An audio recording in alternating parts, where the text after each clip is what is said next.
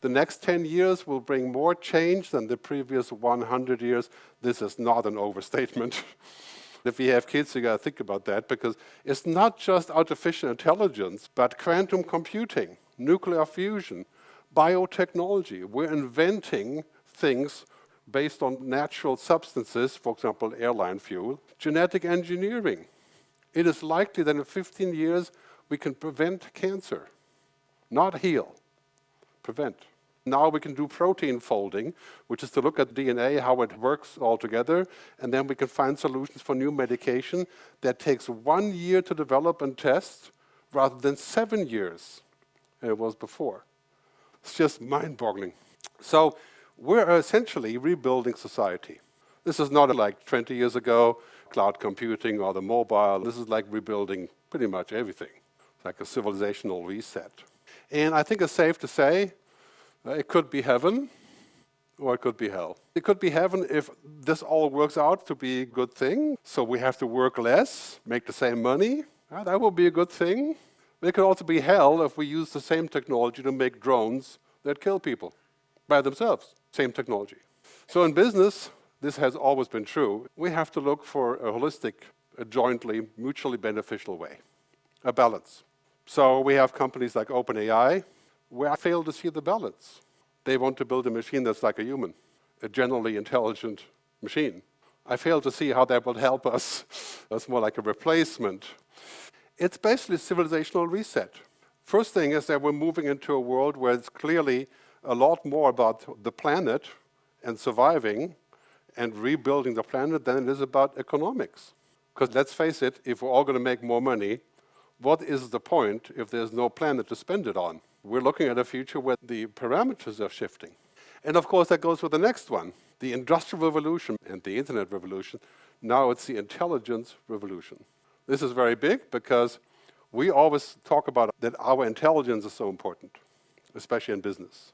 Now it turns out machines can be intelligent, not like humans. But machines, computers, are no longer stupid. This is big news because 20 years ago, you could run a spreadsheet and then there would be a problem. You'd have to fix it yourself. You couldn't speak to the machine, say, can you please fix the formula?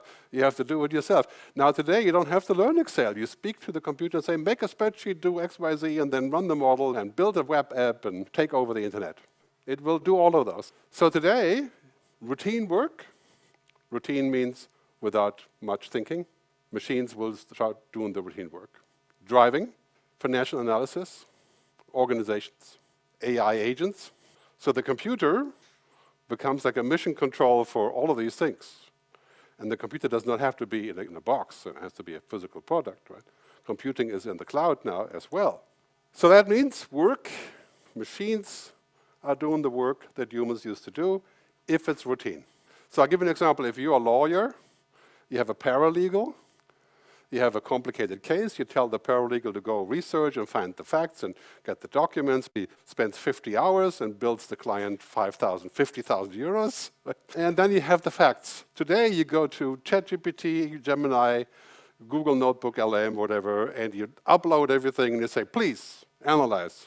Not the same thing, but it's free. So huge change there.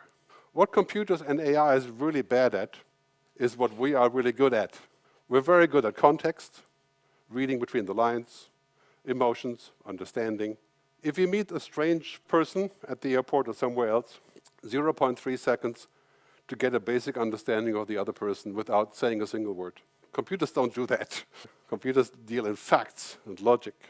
Character traits. In the future, it is not going to be so important how smart in terms of knowledge we are, but how special we are. That's already true. I think, it's about other skills, not knowing everything. 20 years ago when I started doing this, it was about knowing as much as possible. Today the client comes to me and says, here's 10 pages that we got from ChatGPT. Can you explain? Explaining, understanding.